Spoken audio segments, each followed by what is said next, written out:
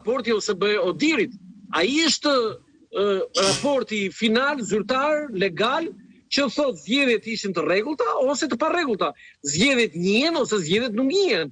Dhe në qoftë se ne kemi një raport pozitiv, zgjedhjet njihen. Nëse kemi një raport negativ dhe që OSB Odiri nuk i njeh zgjedhjet, atëherë këtu pastaj fillon një etapë tjetër. Dhe ne nuk mund të futemi në kanale që nuk janë zyrtare.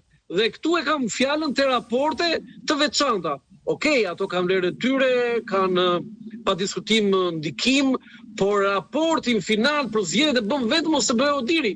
Ky është rregulli i shkruar dhe i pashkruar. Nga ana tjetër, unë pres, ose më saktë kam pritur nga Shtetet Bashkuara të Amerikës që vendimi i tyre ose reagimet e tyre janë që nuk ka ndodhur ndonjëherë.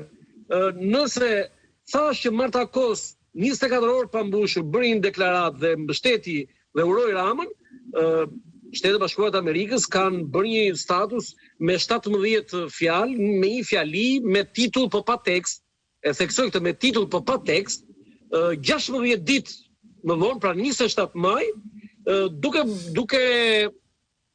përmendur aty as Urim, as zotin Rama, as qeverin, as një institucion, por popullin shqiptar, dhe ne tashmë e kemi komentuar këtë dhe nuk besoj që ja vlen. Pra, Shtetet Bashkuara të Amerikës, që janë certifikuesi i certifikimeve, sepse po thonë ata zgjedhjet janë rregull, nuk kanë dhënë një deklaratë sot që zgjedhjet janë të rregull, zgjedhjet do të pranohen.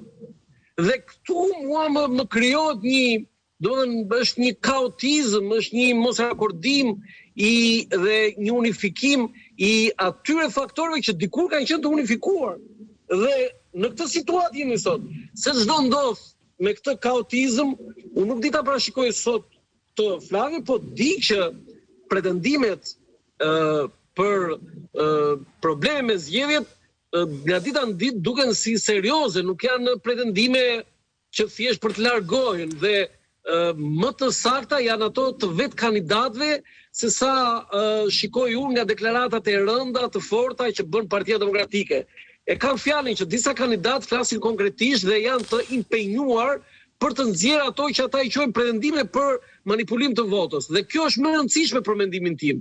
Nëse KQZ-ja merr parasysh pretendimet e tyre dhe i investigon, unë them që aty pastaj do dalë vërteta.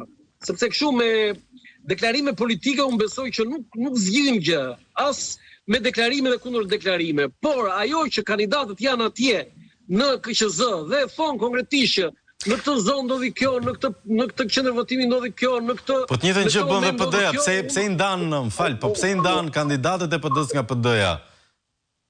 Si më fal? Pse i ndan